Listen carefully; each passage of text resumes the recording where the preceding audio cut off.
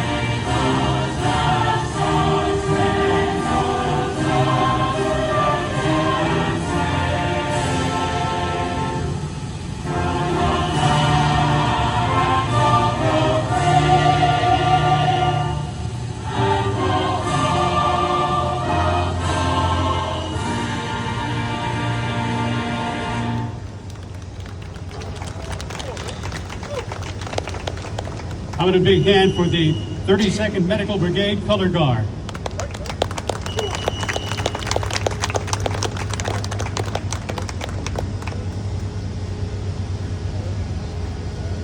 Please be seated. Well, officially, I'd like to welcome you to the Alamo, the Great Alamo, and it's kind of a historic time here in Alamo with all the things going on. In fact, it's history in the making, as they say. And I understand a couple of years, you're going to see something that's just fantastic. And you can always say that you were here as it began to unfold. And tonight's, or I should say this afternoon's, or this morning's program is one of those special moments. This is the Freedom Bell, and in a few minutes, you're going to hear the reason it's here and why it's traveling across the country from San Diego to Washington from the man who patriotically created the project, Kevin Follen. We also are fortunate to have some very, very special guests, beginning with Major General Juan A. Ayala, USMC retired. Juan retired from the Marine Corps after 36 years of service and commanding all 24 Marine Corps installations worldwide. He led humanitarian missions across 5 continents. He served as Inspector General of the Marine Corps and led the Department of Defense's 2015 Warrior Games. Following his military career, he also brought his leadership back home to San Antonio as Director of the Office of Military and Veterans Affairs for the City of San Antonio. He was the liaison between the military installations and the driving force with Joint Base San Antonio. He's an El Paso native, a proud San Antonian, and president of the Texas Mayors of Military Communities.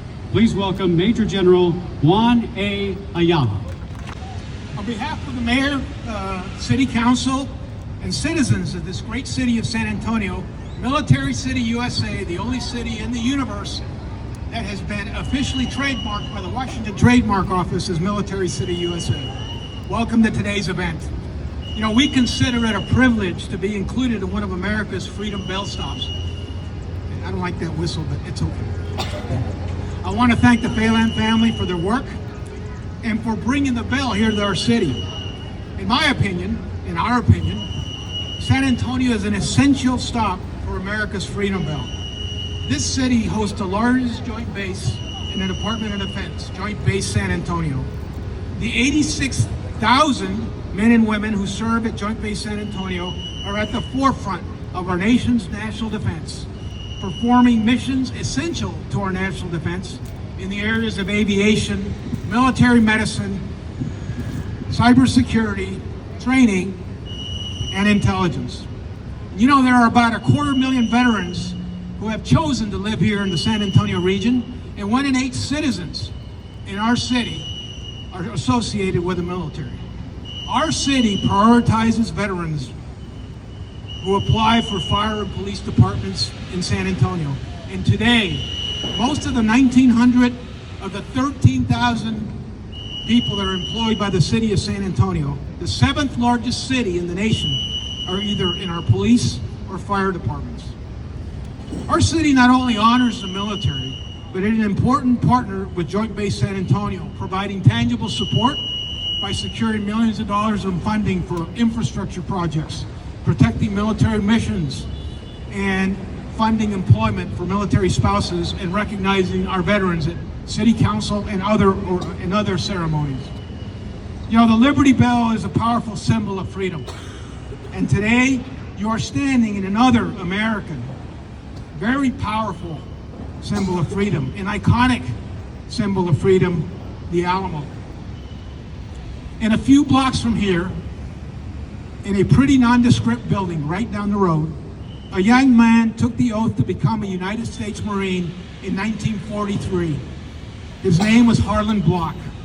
That same young man was one of the Marines who hoisted another very powerful symbol of our country, another powerful symbol of freedom, just as this Freedom Bell, the flag of the United States.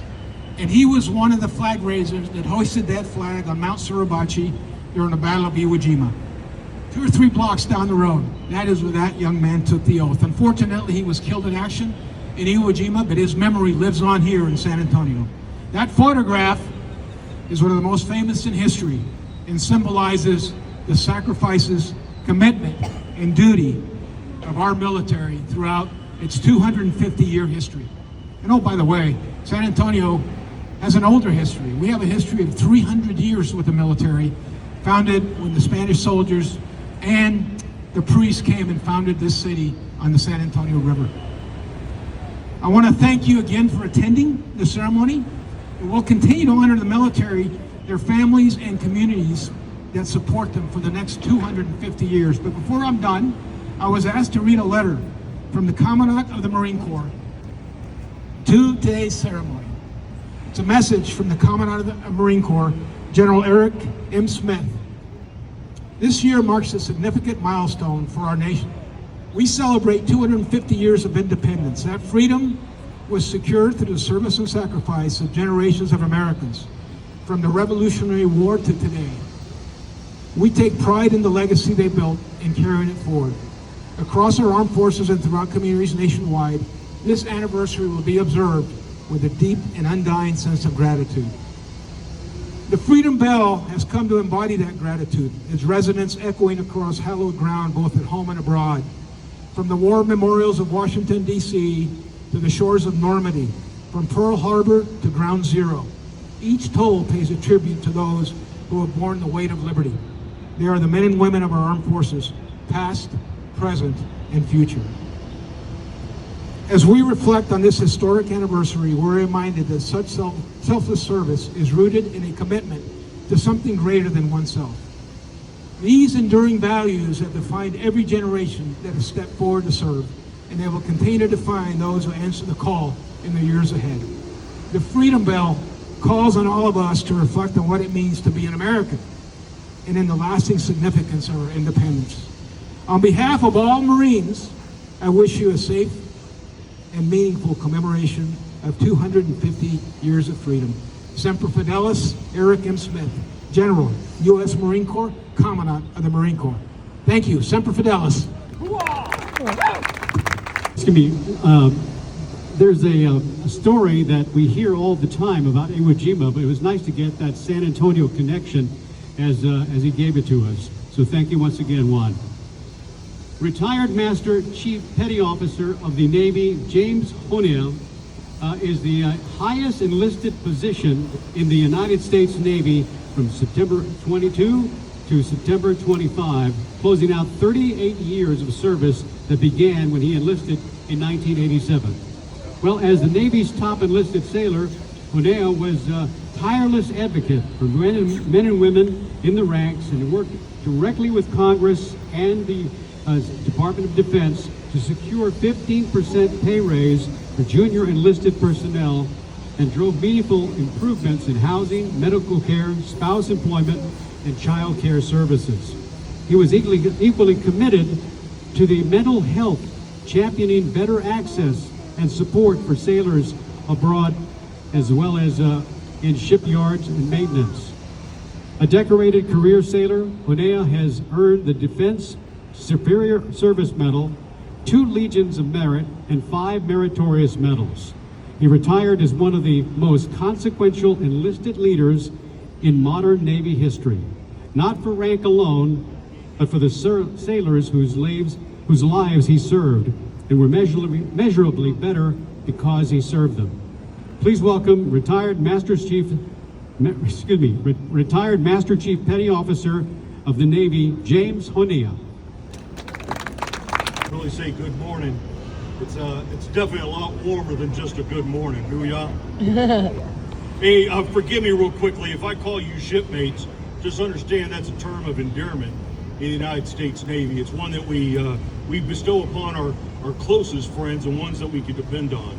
So fellow Americans and shipmates, friends, and family, we stand here this morning in a moment of history that is rare in the life of any nation. 250 years ago, our founders cast a vision of liberty that felt both fragile and bold. Today, as this bell rings, it is not merely a marker of time, it is a reflection of endurance. In my 38 years of service, I learned that most important things in our life, be it a ship, be it your family, or a republic, are not forged in comfort. They are forged in the fire and pressure. They are built on the backbone of those who choose to stand the watch when it is hardest. That is when we celebrate here today, the grit that has kept our republic free for over a quarter of a millennium. The history of our Navy and our history of our nation are woven together by the same thread. When I look at our sailors that are out there standing the watch around the world on carriers, in submarines, and in remote stations, I see the same spirit that answered that call in 1776. We often talk about the high-end technology and the global power, but the truth is, our nation's strength has never been found in the steel of our ships alone. It is found in the character of the individuals who operate them. It is found in the chief who leads by example, the sailor who masters his craft, and the family who holds down the fort at home.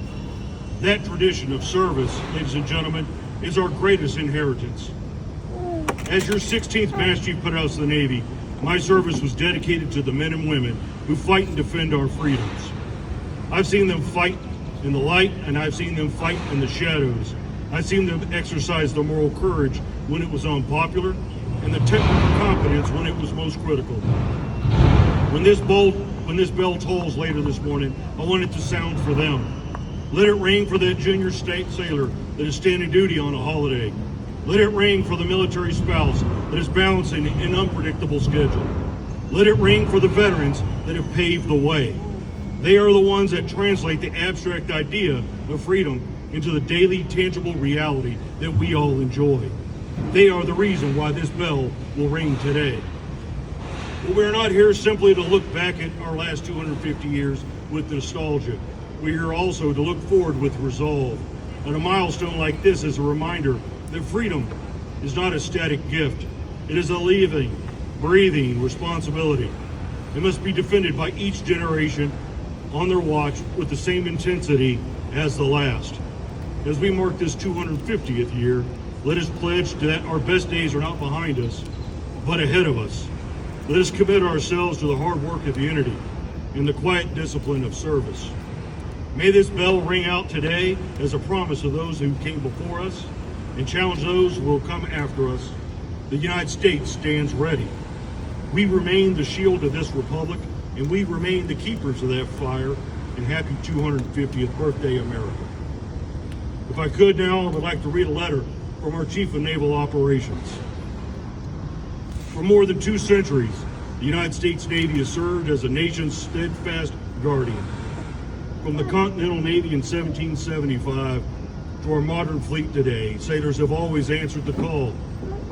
15 years ago, the vision of America's Freedom Bell was conceived, a symbol to echo our spirit of our liberty. It honors the courage of our armed forces from coast to coast and in our capital. Today, that bell stands not only as a tribute, but as a living reminder of the price of freedom and the generations that have borne it. Its ringing carries the voices of sailors past and present. These men and women have forged our independence and continue to defend it globally. As we celebrate 250th birthday of the United States, America's Freedom Bell will ring with new purpose.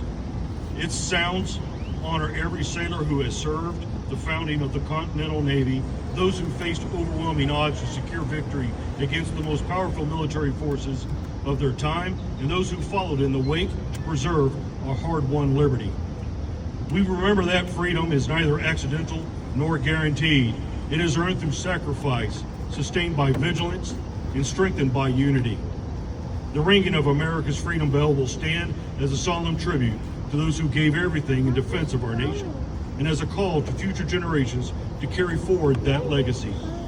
May its sound remind us of the values that we defend, the history that we honor, and our shared responsibility to the freedoms defining us as Americans. Forged to fight and signed by Daryl Cottle, Admiral, United States Navy, Chief of Naval Operations. Those inspiring words. There is no building in Texas more recognized than the one standing right before you. But recognizing it and truly knowing it, those are two very different things. Ernesto Rodriguez III has spent more than 25 years making sure we know it. A San Antonio native, Ernesto is a senior curator and historian here at the Alamo, the United States National Historic Landmark. The site in the Lone Star State, it is the UNESCO World Heritage Site. For over 2 decades, he has devoted himself to scholarly research that will shape how the future generations understand this place, its archive, its artifacts, and the men and women whose stories live inside these walls. His work has been featured everywhere from Texas Monthly to Good Morning America. And earlier this year, Governor Greg Abbott appointed Ernesto to the Texas 1836 Project Advisory Committee, charged with promoting awareness of Texas history and guiding public education at the very sites where that history was made. There is no one more qualified to put today's moment in context. We are standing at the intersection of American freedom and Texas history, and the man who knows his ground better than almost anyone alive is about to speak. Please welcome San Antonio native, Alamo historian, and gubernatorial appointee to the Texas 36 Project, Ernesto Rodriguez III. Important anniversaries. From the anniversary of the independence of the United States being declared 250 years ago to the Texas Revolution starting 190 years ago. It is also a time when we remember a more solemn event, the events of September 11th. This marks the 25th anniversary of that event. And this Freedom Bell contains parts of the World Trade Center as a reminder that freedom isn't free. The Alamo itself has in its collection a very important symbol as well, a bell that was crafted by people from New York for Camp Alamo in Afghanistan. It was to be a reminder of the events of September 11th on the 10th anniversary. The men and women serving at Camp Alamo asked for a reminder so that they could always remember what they were fighting for. And that bell would make its way to Afghanistan. It was a symbol of the events, but it also served as a different symbol, a symbol of the lives that would be lost from that camp. It was a mourning bell. It only rang for the fallen. So it rang one too many times. And when the time came to close that camp, the former commander contacted the commander that was present at the closing, transported back to that day, that Tuesday morning in 2001. I was working here at the Alamo, and I remember waking up, watching the news like I always do, and seeing the tragedy unfold as our nation would be transported into a different world. One in which we would have to remember that freedom isn't free. I remember coming into work that morning and talking to my direct supervisor and saying, something bad is happening. He had been here early. Our director was here since 6 in the morning. He had no idea what had just happened. So we talked to him and he picked up the phone. And when he picked up the phone, he called the Daughters of the Republic of Texas, who were the custodians of the site at that point. And he made a request. What shall we do? We had gotten word that every place was shutting down.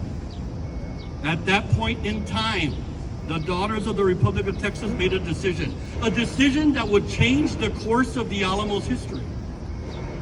They said, we will remain open.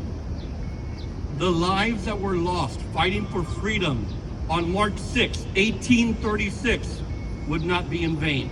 We will not allow anyone to infringe upon our freedoms. And we remained open.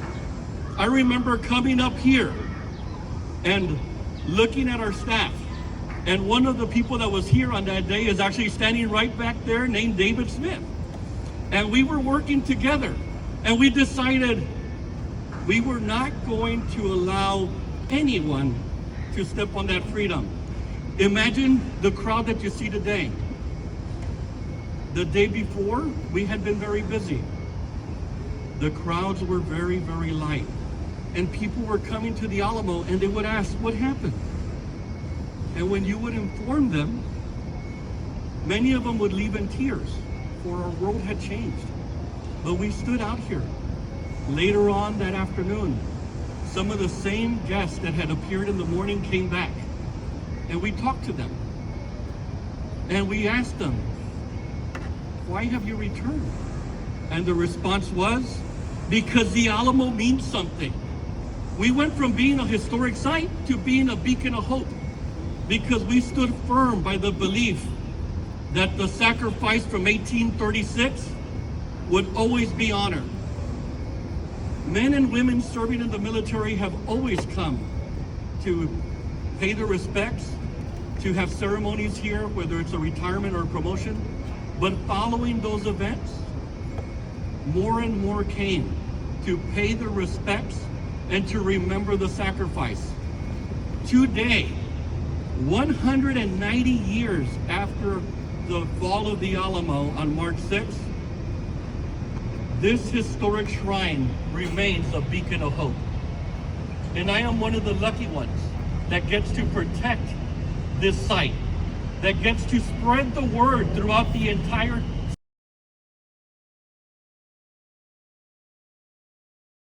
communities that's along our way. We realized that this is more important than a long road vacation that you would take normally on a spring break or whatever it would be. This is a lot more, and it has a lot more purpose. When I joined the military in 1986, I came in young, unknowing what my future was going to be. During that journey, I got out in 1993, and when I got